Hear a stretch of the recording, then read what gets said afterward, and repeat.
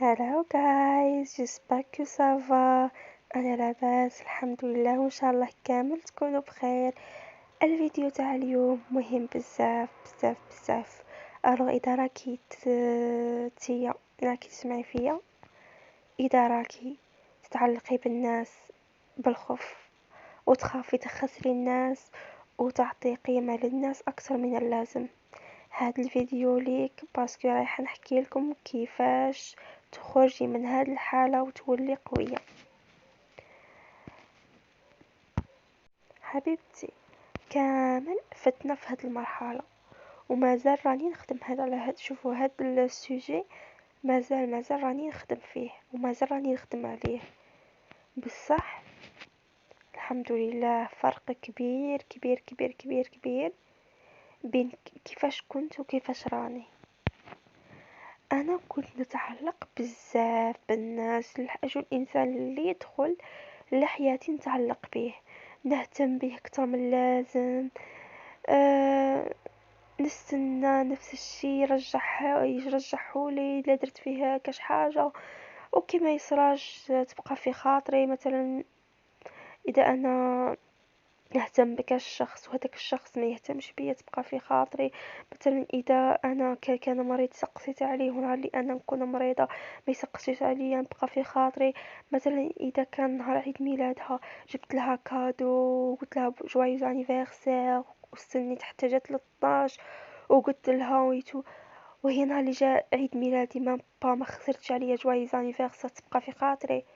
اي تو سا حتى وصلت لمرحلة حسيت روحي الوغ شو اسم راكي ديري، واسم راكي ديري، راكي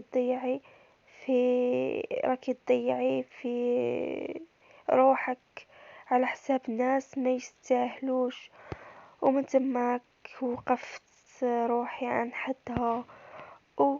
وبدلت تفكيري وبدلت بزاف صوالح في حياتي. فهمت باللي التعلق مشي حب. هذه أول صدمة. كنت نحسب أن التعلق حب، نو، بصح الحقيقة التعلق خوف. أنك إنسانة محتاجة احتياج، محتاجة حنانة، محتاجة صداقة. شتو نتوما كي كنتو صغار مثلا تكوني شيخة مع كاش وحدة هكا وتكون صاحبتك ومنا أيا وتشوفيها مع كاش وحدة أخرى تخافي تخسريها ومنا تبداي ديري في مشاكل وتحاولي تبعديها من هذيك البنت ومنا تحسيها تكون تبقى غير ليك انتي ما تبغيهاش كشغل يخونوها لك ولا كامل كامل. كان عندنا هاد التعلق هذا احتياج، تكوني محتاجة صداقة، نقص في الثقة، ما عندك ثقة في نفسك. الحب الحقيقي وأن يكون عندك أنه تكوني مرتاحة في هذيك العلاقة، مشي قاعدة في هذيك العلاقة غير راكي خايفة ومستريسيتو. الحاجة الزوجة واللي هي حطيت حدود. قبل كنت متاحة دائما، اللي يحوس عليا يلقاوني، مثلا يصيفطولي ميساج نجاوب بسرعة البرق. كنت نحاول نرضي كامل الناس. مدروك نو، نروك عندي وقتي محدود، عندي حدود، عندي مش أي شخص يدخل لحياتي نو. وهذا خلى الناس تحترمني أكتر. الحاجة الثالثة واللي هي رجعت نركز على روحي. في بلاصة ما نركز على الناس بديت نركز على روحي، وليت نركز على طاقتي، وليت نركز على راحتي، على ميبوت أهدافي بيان سور.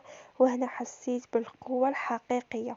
صدقيني نهار اللي تولي تهتمي في تركزي على روحك، تماك تبدا حياتك، تماك تبداي تقولي وين راني عايشة.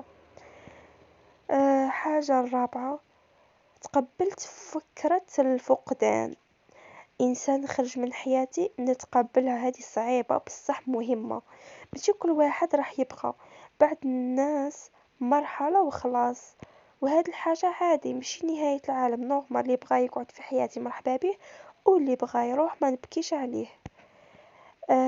حاجة خامسة واللي هي حبيت روحي، بغيت روحي، واللي هي هذه أهم نقطة. كي تعرفيها صحيح تقريبا 60% تاع المشاكل في حياتك رايحين ينحلوا. كي تبغي روحك رايحة تولي ما تتعلقيش بزاف ما تقبليش بالقليل. شوفوا البنات، سمحوا لي فريمون، راني ندير في الفيديو راها الوحدة تاع الليل. هذا وين لقيت الوقت والله. راني فريمون عيانة وراني ندير لكم في الفيديو، سي بور سا. سمحوا لي اذا راني نخلط في الهضره، باسكو فريمون راني عيانه. كيما قلت لك، كي تحبي روحك تولي ما تعلقيش بزاف، ما تقبليش بالقليل، تولي تعرفي قيمتك. وهذه هي البنات، هنايا تبدا حياتك نيشان.